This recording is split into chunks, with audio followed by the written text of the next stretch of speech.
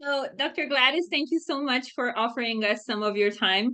I'm a huge fan, as I was saying, and I'm super hyped to have the pleasure to bring you closer to Romania. Just an hour before we started talking, your book arrived. I was expecting it for quite some time. And it's like a sign I need to have a well-lived life, apparently. So, Yes. thank you so much for everything you do for us. I have a list of questions, and I really hope I'm going to be able to stick with them. I'm a career counselor, and I work a lot with people on designing their career plans. And we keep on talking about the fact that we should work according to our true identity, according to our true self. And I was curious, do you feel like the job you've did for so many years is a job coming from your true self? And how did you know if that's the case? Well, I think any one of us can know if we have guidance and our help to look for it. We never know if we don't look for it. But if we look for it, it's like looking for the light or looking for darkness. Whatever you're looking for, you'll see, because that's what you're looking for. And I think each one of us came into this world for a purpose. We have something, excuse me, that we have to do here if we fulfill our purpose.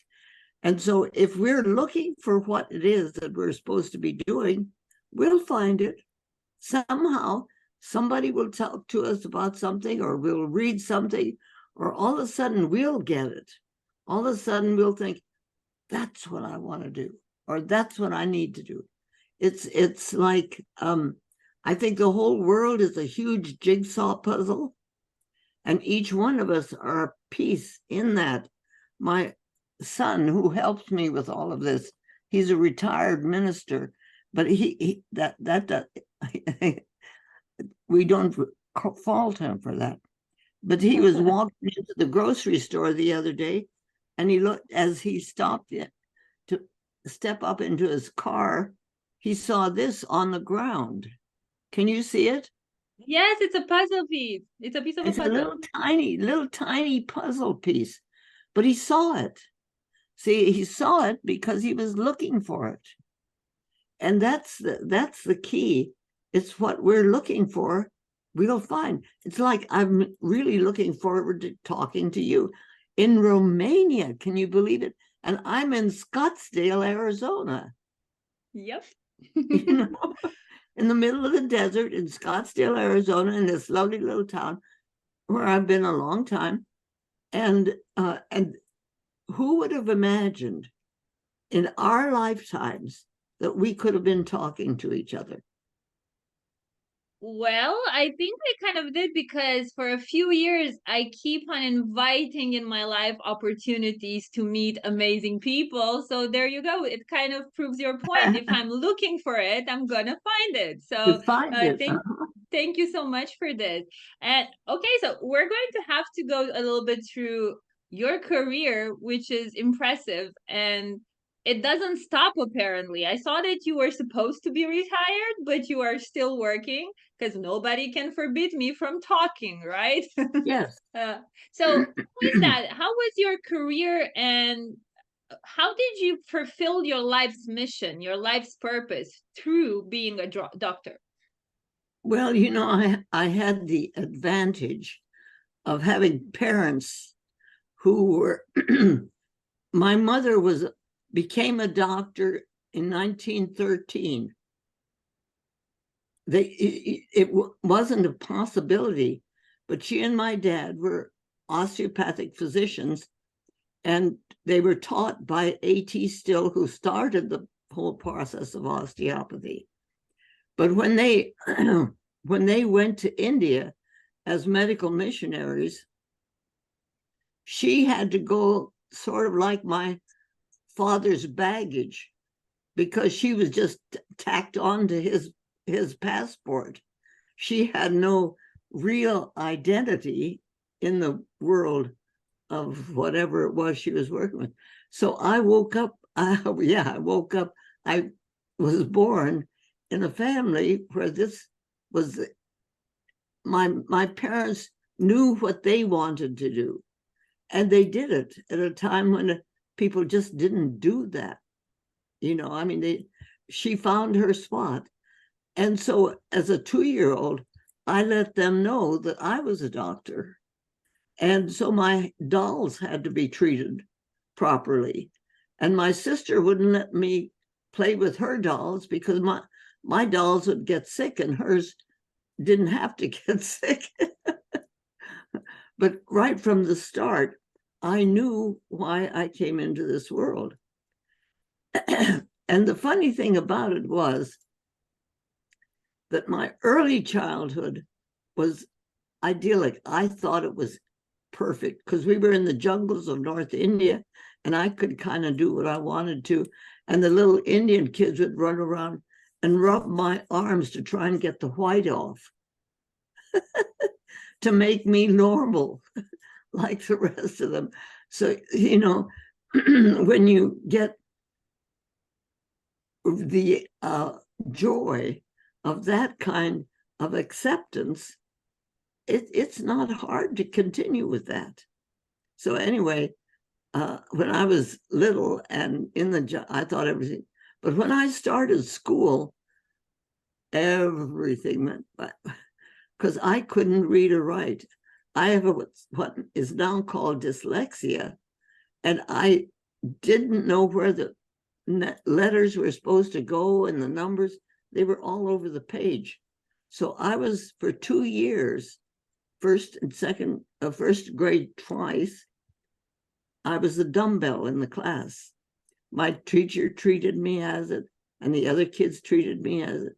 And so in school, it was awful for me. But at home, it was wonderful. You know, I could drop that stuff off and become who I was when I came home. So having this opportunity to juggle who and what I was pivotal to who I became. So manifesting who you were as a child, having a safe space to manifest that made the whole difference in your career. Because what I see, I work with thousands of people and they come at 40, 45, they're in burnout, they're close to depression because they do jobs they were programmed to do. Just because they were talking a lot when they were kids, everyone started telling them you should become a lawyer. So they did, but maybe there was something else inside of them. And I don't know the culture where you are, but I know the culture where we're at. And the cultural landscape is forcing you into becoming whatever the norms of the society dictates. Being who you are, it's called weird, and there's no space for that, or at least there was none in my generation. And I'm so happy to hear a story where, and it kind of proves the theory. You having 102, making career plans, loving your job, inspiring others, just because at 2, there were 2 people that created a safe space where you could feel you are safe to be yourself. So I hope this gets to a lot of parents. And let me tell you, you just used the word weird. So let me tell you about that word. A number of years ago, I was talking at one of my sons, he's a psychologist, at one of his conferences. And he said, when he went to talk, he said, well, I come from a very weird family. And then he went on with his talk. And the next lady who spoke said, I'm from Wales. And she says, in Wales, we use the word differently from the way you do. In the morning, when we get up and we greet each other, we don't say good morning. We say, how's your weird? Because your weird is your inner core. Isn't that beautiful? Now I want to be weird. I'm okay with this label. So your weird is your inner. Wow, that's really nice. It's the physician. It's what I call the physician within each one of us. It's that contact that I make with my patients as I work with them.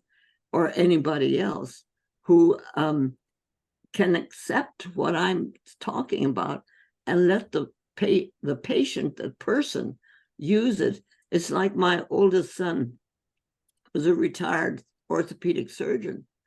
And when he came through Phoenix, he was going down to Del Rio, Texas to start his own practice. And he said to me, Mom, you know, I'm real scared. I'm going into the world. I'm going to have people's lives in my hands. He said, I don't know if I can handle that. And I said, well, Carl, if you think you're the one who does the healing, you have a right to be scared. But if you can understand that this work of orthopedic surgery is awesome, that you have learned.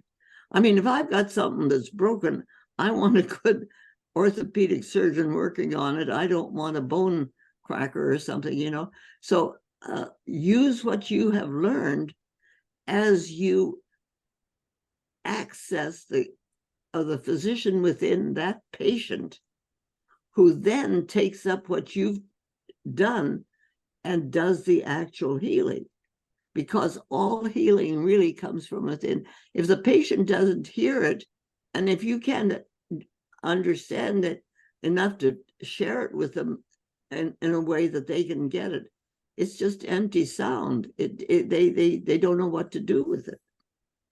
Well, you kind of raised a ball in my corner right now, because I want this to be about career, but I also want it to be about life, our discussion. And using this word healing, which is a mainstream word right now, because I find it a little bit of a paradox. We're living, the world is in, like, the planet, it's suffering the most at the moment. And through these times, the human being is more and more prone to finding healing and going into this healing process in life.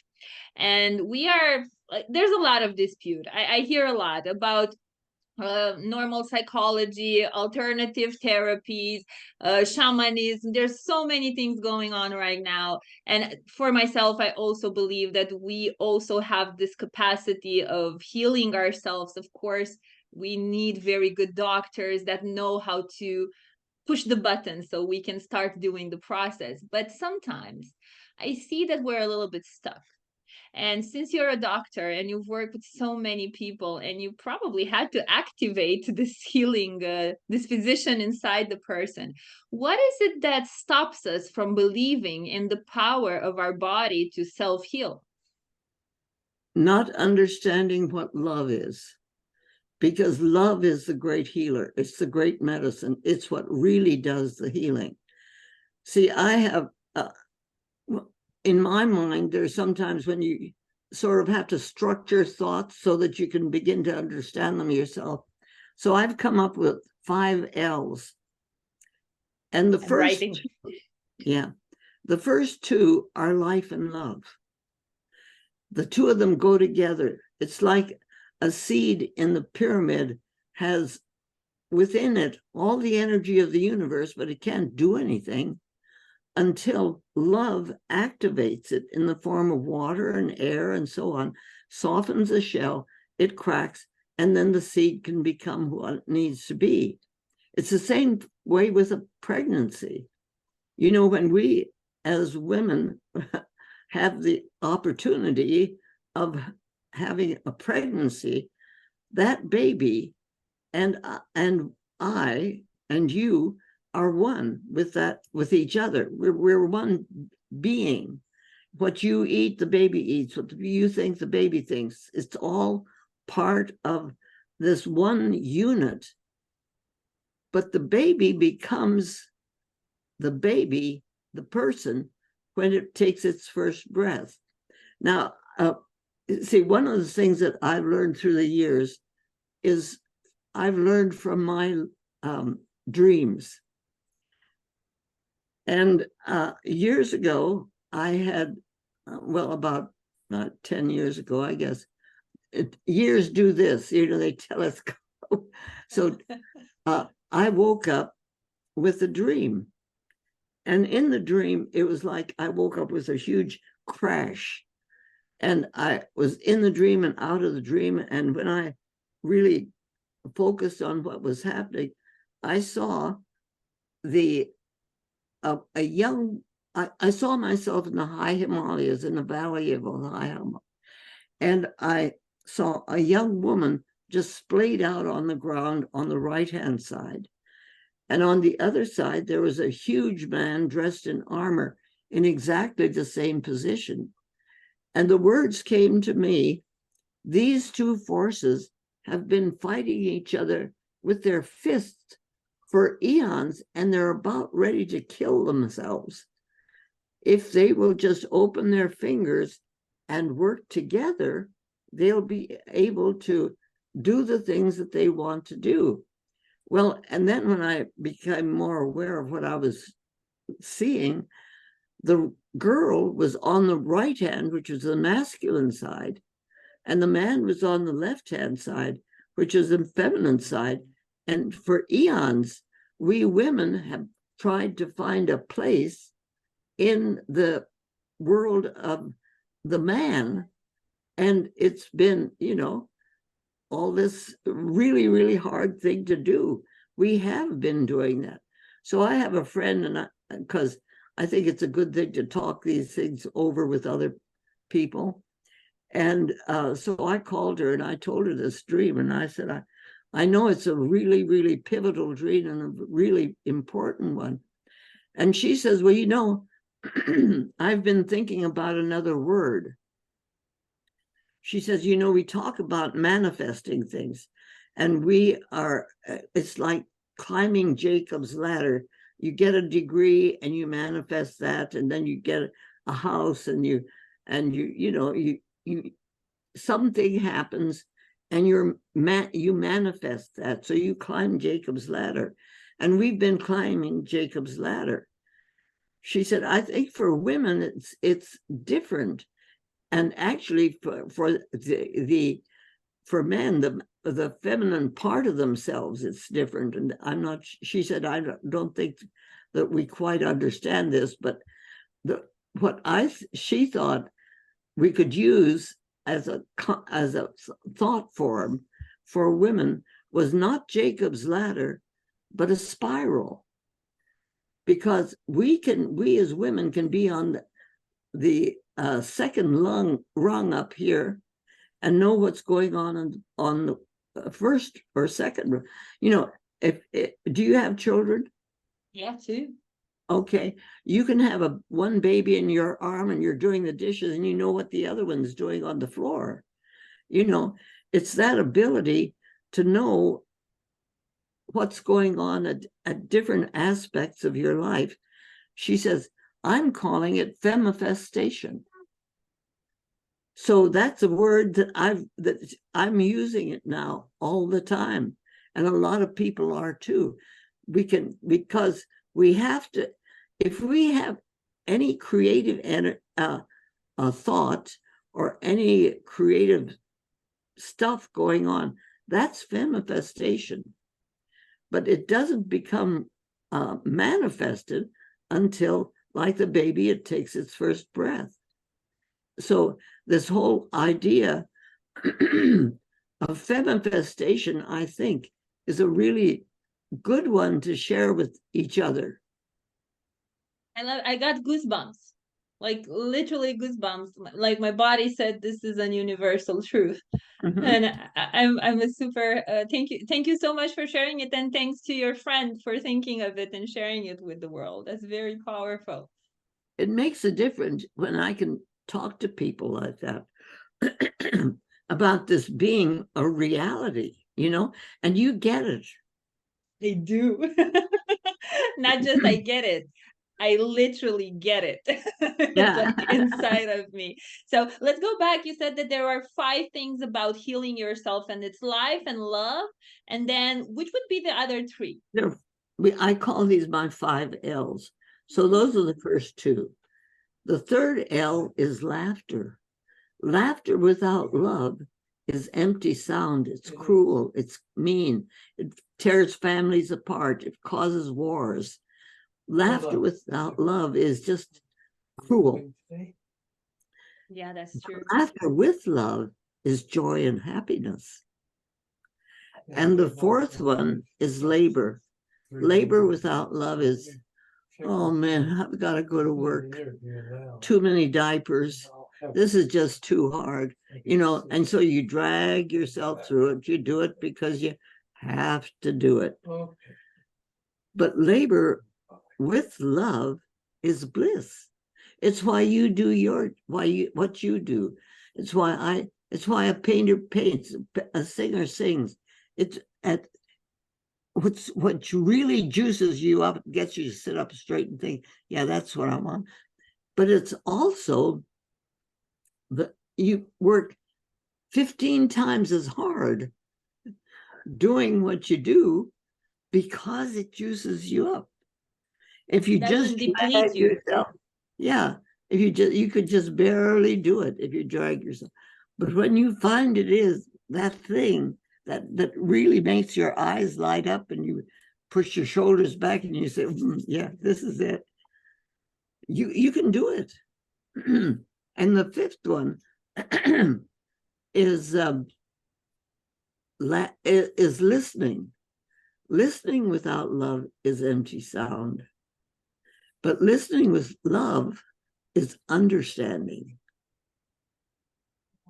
So listening without love, you know, if I have a patient, I can tell the patient what to do. If they're not listening, they don't hear it. But if they're listening, excuse me. Just do your thing, don't stress. If they're listening, they'll hear it and they'll do it. So. But again, this listening, another ball in my corner, because I was thinking lately, looking at people, looking at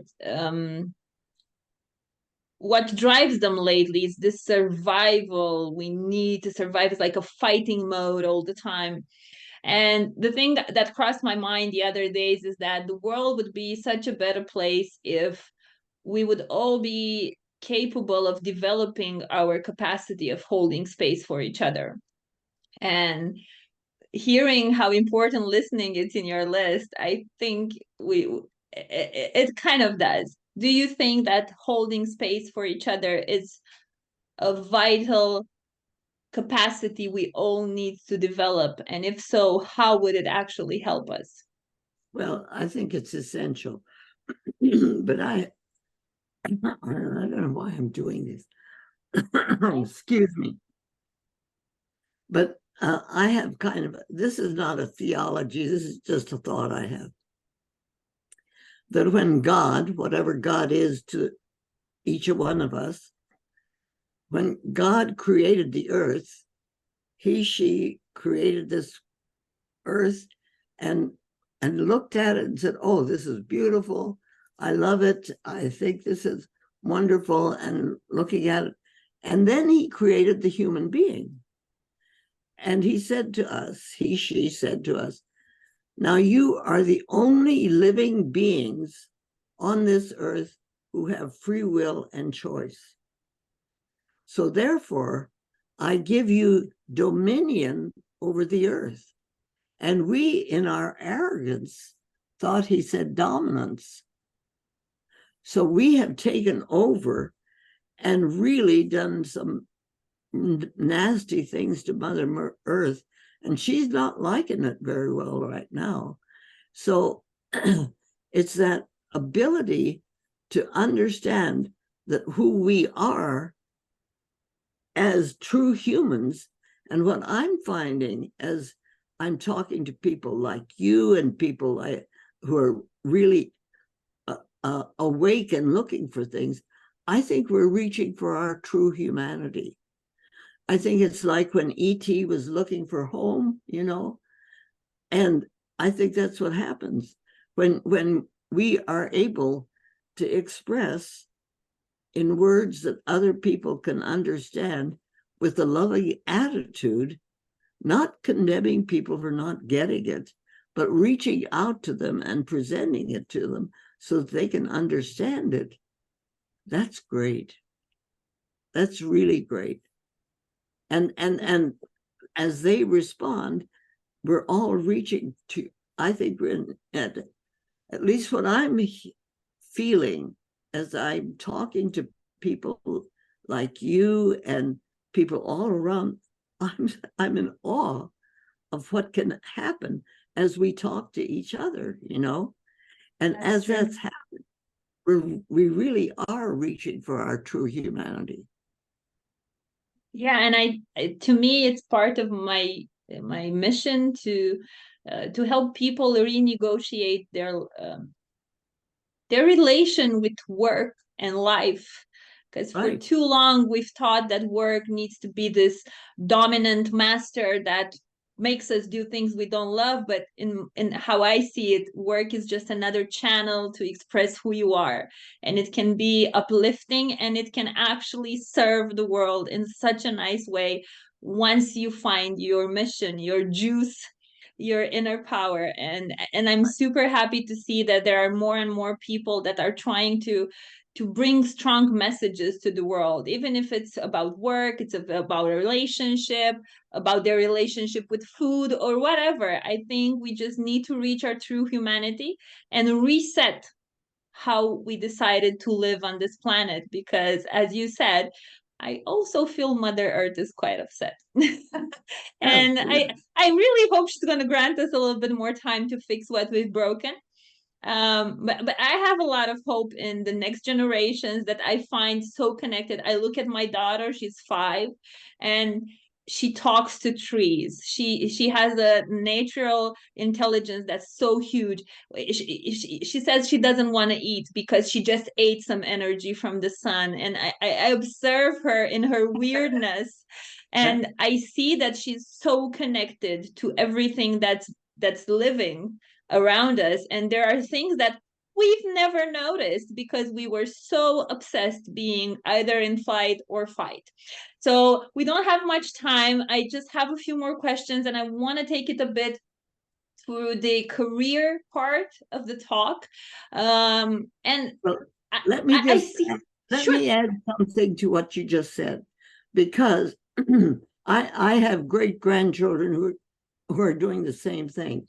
But the thing is, my mother was such a great teacher for me. She taught me that in life, there are many things that just don't really matter. We accumulate them and we do them and we work at them, but they just, in Hindustani, there's a word that's kuch parwani, it doesn't matter.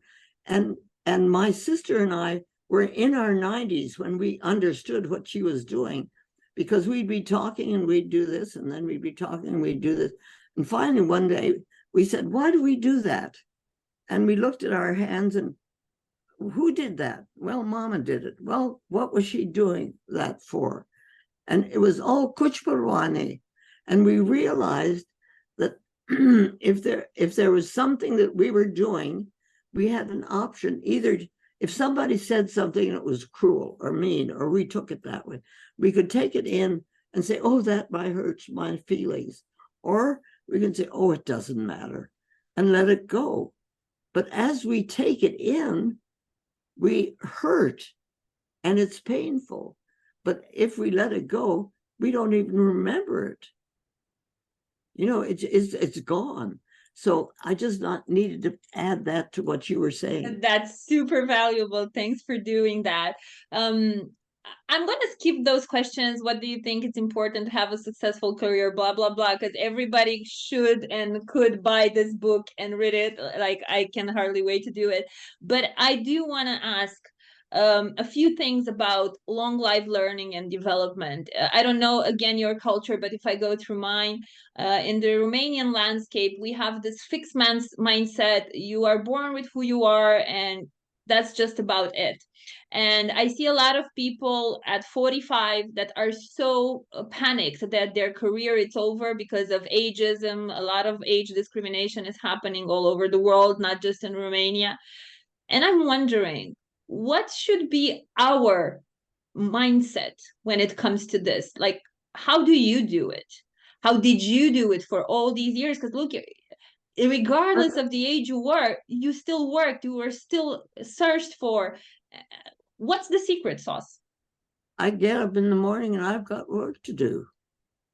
I've got some, it's not always the same. I lost my license when I was 86 because, I was 86. I went to Afghanistan and with the Afghani women and worked with them to help them with their birthing procedures.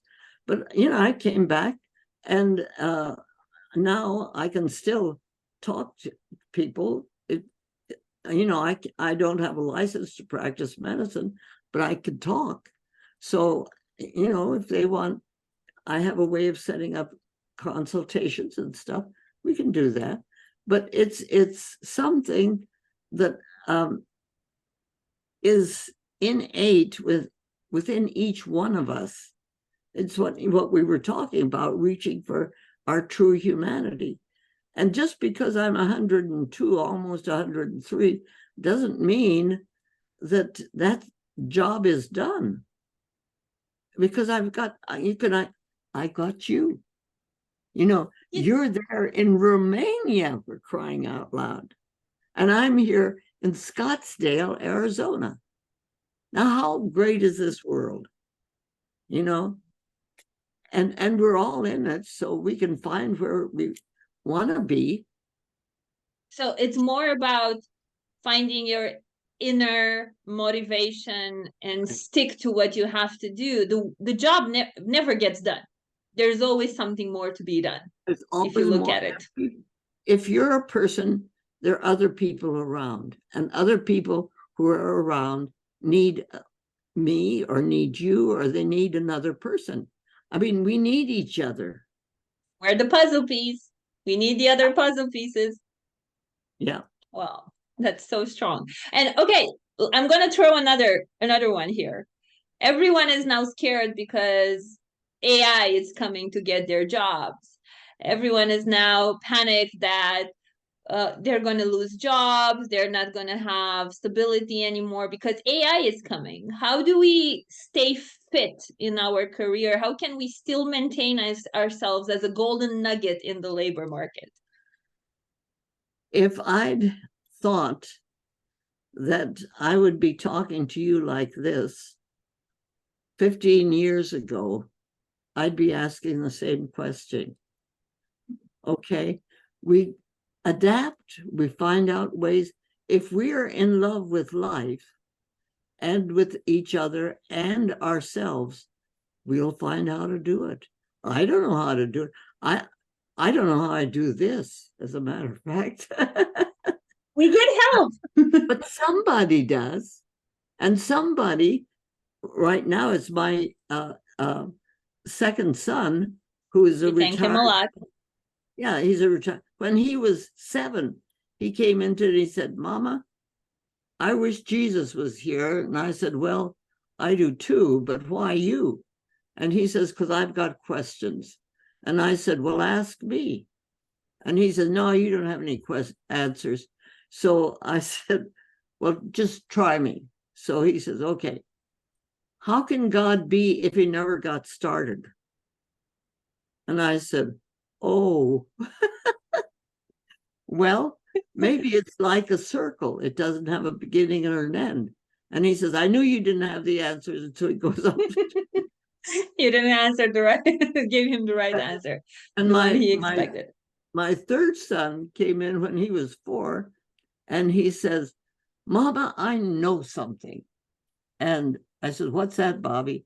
He says, if I make a friend and he makes a friend and he makes a friend, it's going to go all around the world and come back to me. Of course, he's a humanistic psychologist. When you listen to what these children are saying, they're telling you what they feel, what their juice is, and what they're really going to be doing. And it's so exciting that you really, it's an amazing world to be alive in. I totally agree. I remember when I was a kid, I wanted to be a remote control, but nobody ever bothered to ask me why. My answer would have been very simple, because it helps change stuff. And that's what I do in my life today with all my work. I contribute to change of mindset, change of paradigm. change of how we look at work and life, and changing perspectives, even if that means getting them from somebody else and introducing them to the people in my community. So very close to the end.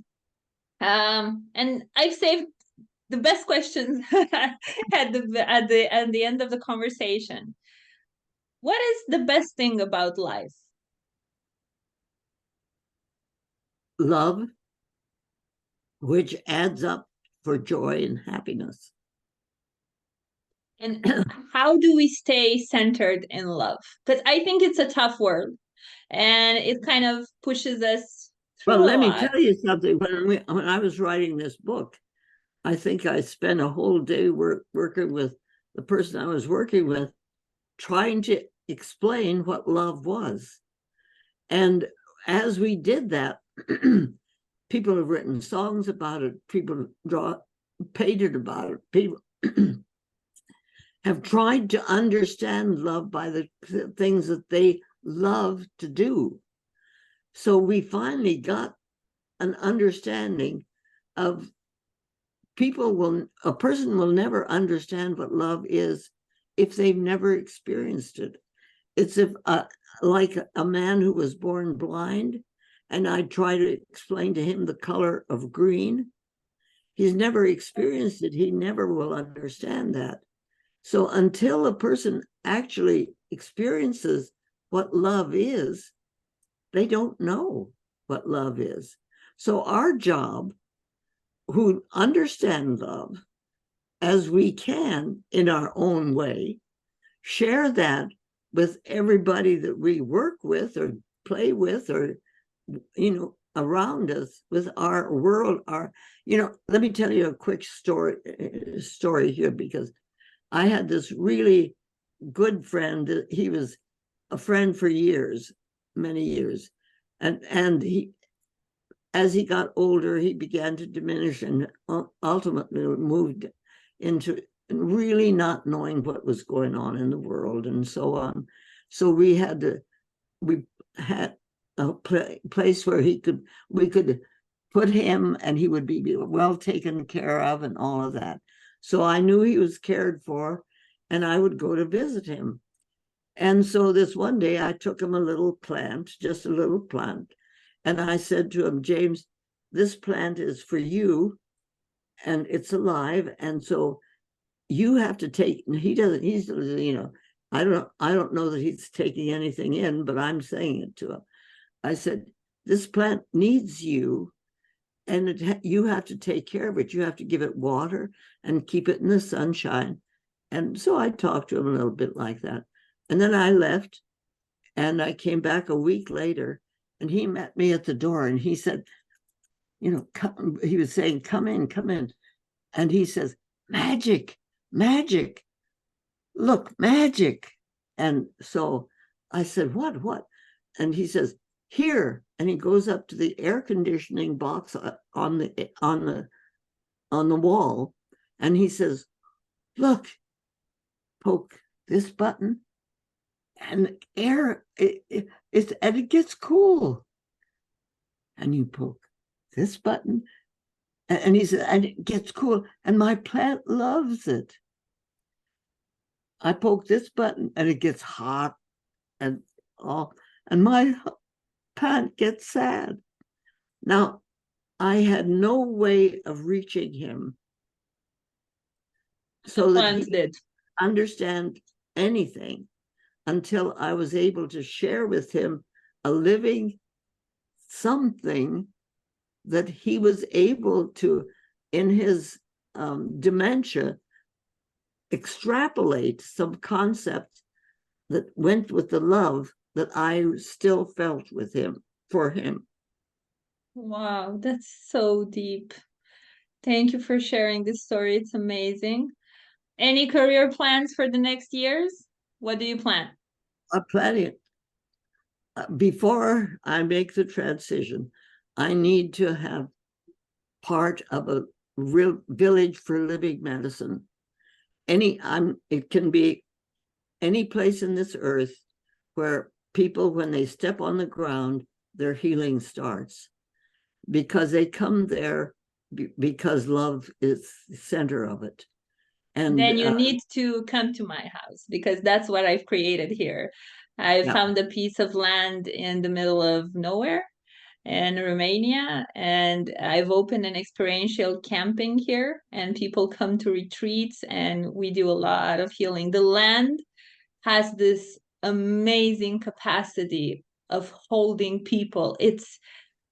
I just saw an ad on a platform, and I sold everything I had and moved my family here. And we lived in a trailer for a while, and for 3 years we're doing this. It's an amazing place. I really want you to come visit now. Well, you know, this is exactly what we're talking about, because there are other people that are picking this up around.